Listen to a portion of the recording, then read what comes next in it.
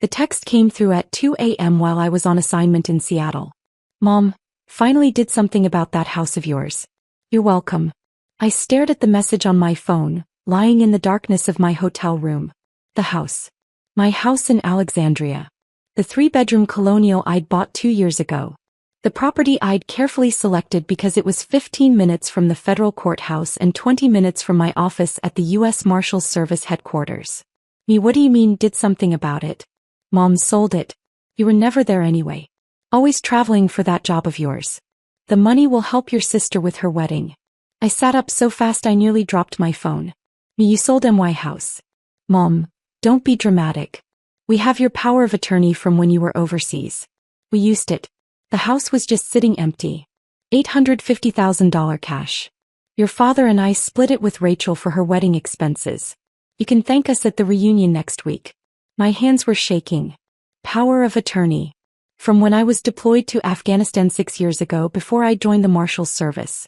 A document I'd forgotten to revoke when I returned stateside. Me. Mom, you need to stop the sale immediately. Mom, it's done. Closed yesterday. Stop being selfish. Family helps family. I immediately called my supervisor, Deputy Chief Marshal James Crawford. He answered on the third ring, his voice rough with sleep. Mitchell, this is the middle of the night. Sir, we have a problem. My family just sold my house in Alexandria. There was a pause. Your house. The safe house. Yes, sir. Jesus Christ. The one we've been using for witness protection. Sir. For the Castellano case. Another pause, longer this time. How long ago? They closed yesterday. I just found out. Who's in the house now? According to the protection details last report, Angela Moretti and her 2 children. They're scheduled to be there for another 3 weeks before relocation. And your family sold a federal safe house to who? I don't know yet, sir. Mitchell, get back to DC immediately. I'm activating the emergency response team. We need to relocate the Morettis and figure out what the hell just happened. I caught the first flight out of Seattle. By the time I landed at Reagan National, it was 10 a.m. and my phone had 17 new messages from my mother. All variations of, "Why are you being so dramatic?" and "You're ruining Rachel's wedding." I ignored them all and drove straight to my office at the U.S. Marshals Service headquarters in Arlington. Deputy Chief Crawford was waiting in the secure conference room with 3 other senior marshals and our legal counsel. Mitchell. Crawford gestured to a chair. Sit. Tell us everything. I explained the power of attorney, my parents' access to it, the sale of the house without my knowledge or consent. As I spoke, I watched their expressions shift from concerned to furious. Let me make sure I understand, legal counsel Patricia Williams said slowly. Your parents sold a property that's been registered as a federal safe house for the past 18 months. A property currently housing a protected witness and her family in the Castellano organized crime case. A property with an active protection detail. And they did this without notifying anyone. Yes, ma'am. Who bought the house? I don't know yet. My mother mentioned $850,000 cash, which is significantly below market value for that property. Crawford's jaw tightened. An $850,000 cash sale for a house worth at least $2.8 million.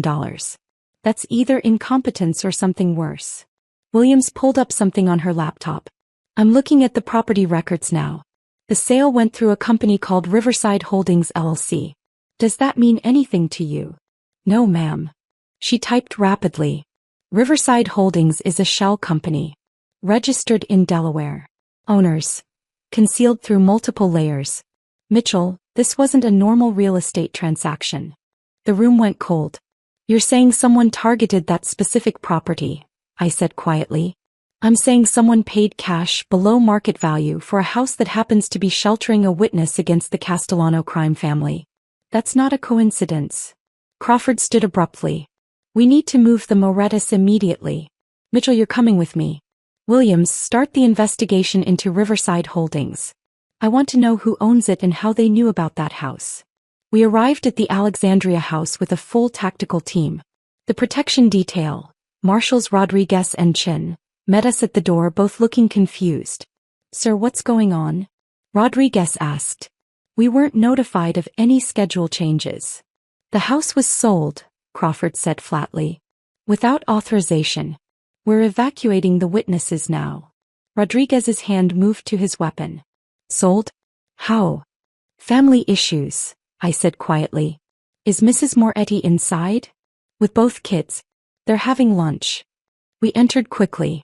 Angela Moretti looked up from the kitchen table where she sat with her 8-year-old daughter and 6-year-old son. Her face went pale when she saw the number of marshals. What happened? Did they find us? No, ma'am, Crawford said. But we're moving you as a precaution. You have 10 minutes to pack essentials. Marshal Rodriguez will help you. Angela stood shakily. But you said we'd be safe here. You said. I know what we said, Mrs. Moretti. And I apologize. There's been a complication with the property. We're taking you somewhere more secure. As Rodriguez helped Angela gather their belongings, Crawford turned to me. Your parents. Where are they now? Family reunion. My uncle's farm in Pennsylvania. They're expecting me there tomorrow. Change of plans. We're going today. Bring a recorder.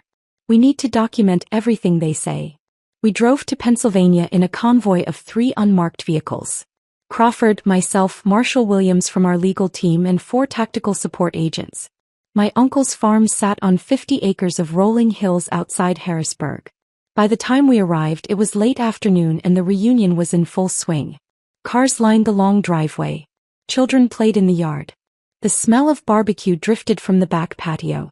My mother stood near the grill holding court with my aunts, laughing at something. She spotted me and waved enthusiastically. Then she saw the people with me, all in suits, all wearing badges, and her smile faltered. Sarah? What's going on? I walked across the lawn with Crawford beside me. My father emerged from the house, beer in hand. My sister Rachel appeared from around the corner, her fiancé trailing behind her. Mom, Dad, I said carefully. We need to talk about the house. Oh, for heaven's sake, my mother said. Are you still upset about that? Sir, we did you a favor. That house was a federal safe house, I interrupted. That house was being used by the U.S. Marshals Service to protect a witness and her children in an active organized crime investigation. The laughter died. My mother's face went white. What? The house in Alexandria. The one you sold without my permission. It wasn't just my house. It was registered as federal property being used for witness protection. My father set down his beer slowly. That's impossible. You said you worked in office administration. You said. I'm a deputy U.S. Marshal, I said. I have been for 4 years. That house was purchased specifically because of its location and security features. It's been sheltering a protected witness for 18 months. Crawford stepped forward, holding up his badge. Deputy Chief Marshal James Crawford. Mr. and Mrs. Mitchell, you've sold federal property without authorization. More critically, you've potentially compromised an active witness protection case. My mother grabbed my father's arm. We didn't know. Sarah, you never told us. I couldn't tell you. Operational security means I don't discuss active cases or safe house locations with anyone outside the service. But you should have asked me before selling my property. We had power of attorney. That power of attorney was for emergencies during my military deployment 6 years ago. It was never meant to give you authority to sell my house. Rachel pushed forward. Sarah, Mom and Dad were just trying to help. They got me $400,000 for my wedding. Surely you can't be upset about. Your wedding money came from an illegal sale of federal property, I said flatly. That money is going to be seized as proceeds from a crime. Crime. My father's voice went loud. Now wait just a minute. We didn't commit any crime. We sold your house that you never used. You're always traveling, always busy with work, never around for family. What were we supposed to think? You were supposed to think that selling someone else's property without their explicit permission is illegal. Federal property makes it worse. Marshal Williams stepped forward. Mr. and Mrs. Mitchell, I'm with the legal counsel's office for the U.S. Marshals Service. The house you sold was legally owned by your daughter but registered as federal property for witness protection purposes. The sale of that property without authorization violates 18 U.S.C. Section 1512, tampering with a witness. Additionally, because the sale was conducted using fraudulent authority. We weren't being fraudulent, my mother cried. We had the power of attorney. That you knew was outdated and no longer applicable, Williams continued. And the fact that you sold it significantly below market value to a shell company raises additional questions. Shell company? My father frowned. We sold it to a nice couple through a real estate agent. They paid cash. $850,000. The buyers used a shell company called Riverside Holdings, I said. Do you know who they actually were? Some investors. The agent said they wanted it as a rental property. An $850,000 cash purchase for a house worth $2.8 million didn't seem suspicious to you? My mother's voice went shrill. We're not real estate experts. The agent said it was a fair price for a quick cash sale. Crawford's phone buzzed. He checked it, his expression darkening. Mitchell, I need to speak with you. Privately. We stepped away from my family. Crawford turned his phone screen toward me. It showed a photo of two men. One I didn't recognize, one I definitely did. Vincent Castellano Jr. The son of the mob boss whose Operation Angela Moretti was testifying against. Riverside Holdings, Crawford said quietly. Shell company owned by the Castellano family. They bought your house. They knew it was a safe house. My blood went cold. How? We're still investigating. But they paid cash below market value, probably to make it attractive for a quick sale. Your parents' greed made them an easy target. I turned back to my family. They stood in a cluster now. Mom, Dad, Rachel, her fiancé, my uncle, 3 aunts, 2 cousins. All watching with varying expressions of confusion and fear. Who approached you about selling the house? I asked. What? My mother blinked. The real estate agent. Linda something. She said she had buyers ready. You didn't list the house. How did she know you had access to it? She called. Said she'd heard we had property in Alexandria we might want to sell. How did she hear that? My mother and father exchanged glances. I might have mentioned it at the country club. I was talking about Rachel's wedding expenses, and someone suggested we had assets we could liquidate. I mentioned you had that house you never used. Crawford closed his eyes briefly. Mrs. Mitchell, you discussed your daughter's property, federal property, at a country club. In front of how many people? I don't know. It was just conversation. Just friends. Those friends told someone. That someone told the Castellanos. And the Castellanos sent a fake agent to convince you to sell them the safe house. My father's face had gone gray. You're saying we helped the mob? Unknowingly, Williams said. But yes. You sold them direct access to a protected witness. Rachel grabbed my arm. Sarah, we didn't know. You have to believe us. We would never. You would never ask before making major decisions about my property, I said, pulling away. You would never respect that I might have reasons for privacy. You would never consider that my work might be more important than you assumed. That's not fair. Isn't it? You took my wedding money, didn't you? $400,000 from the sale. For what? Bigger venue? A fancier dress? Rachel's face flushed. Mom and Dad offered. They said you owed us. You're never around, never involved in family stuff. They said this was your contribution. My contribution was buying a house that happened to save 3 lives. Angela Moretti and her 2 children are alive because they were in that safe house instead of their apartment when the Castellanos sent men to kill them. That was my contribution to something that actually mattered. The silence stretched across the lawn. In the distance, children still played, unaware of what was unfolding. Crawford's phone buzzed again. He answered, spoke briefly, then ended the call. Morettis are secure in a new location. The house in Alexandria is being swept for surveillance devices. And we have a warrant.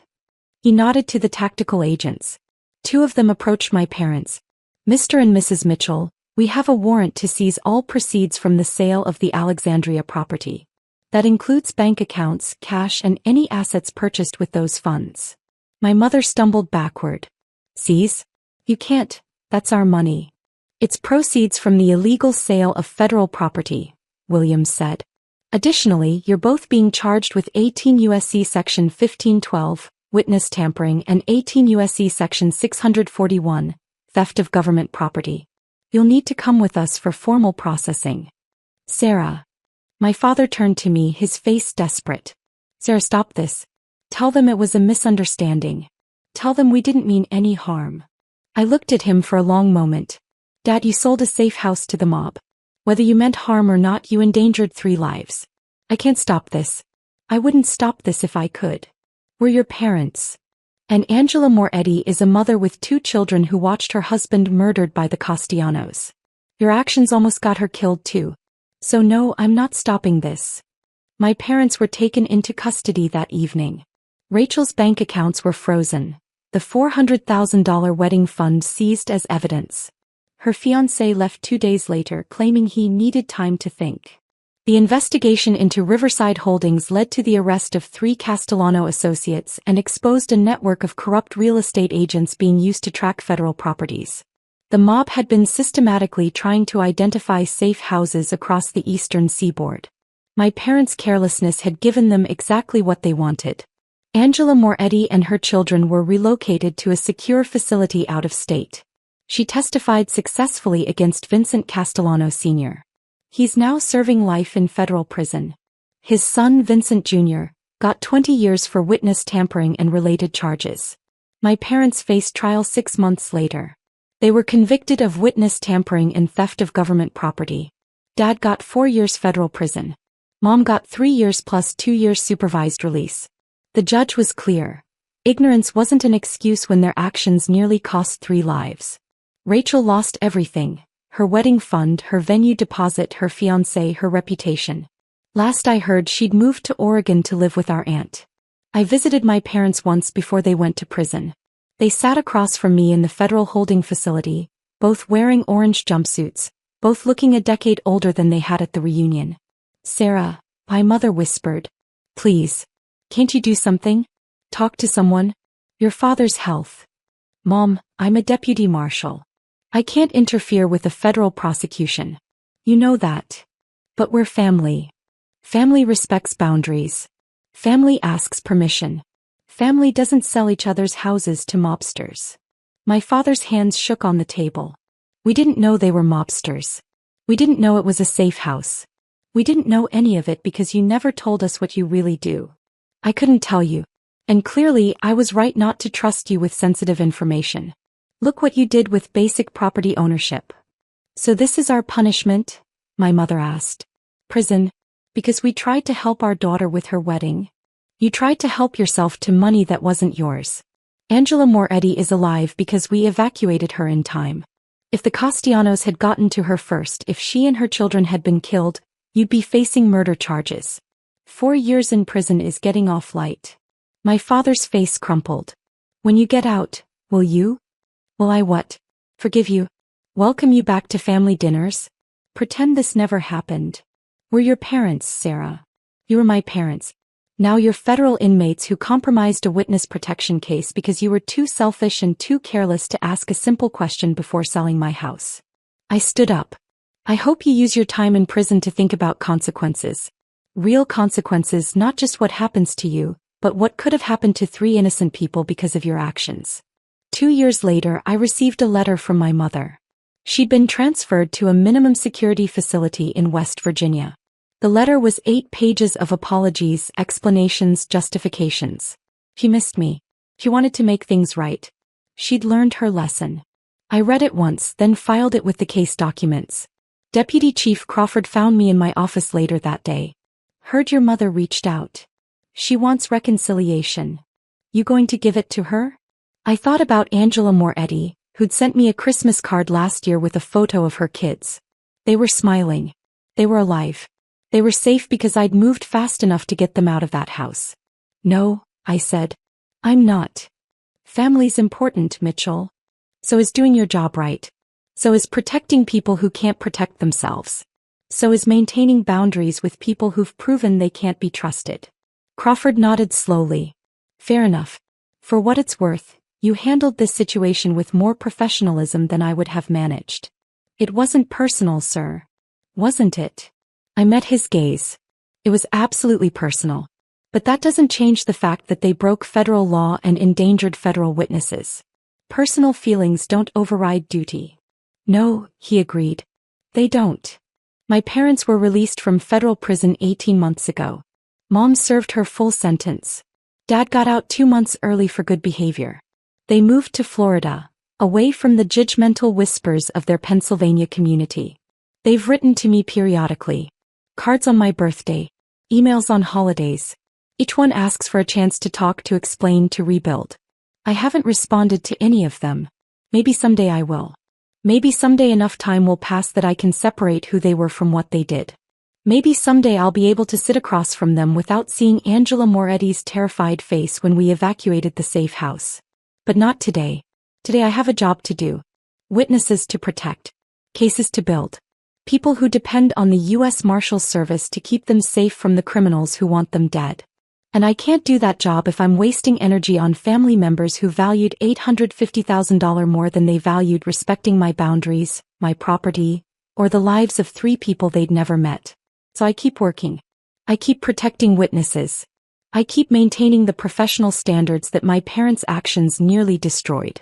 And if that makes me cold, if that makes me unforgiving, if that makes me a bad daughter, I can live with that. Angela Moretti's children are alive. That matters more than my parents' feelings. It always will.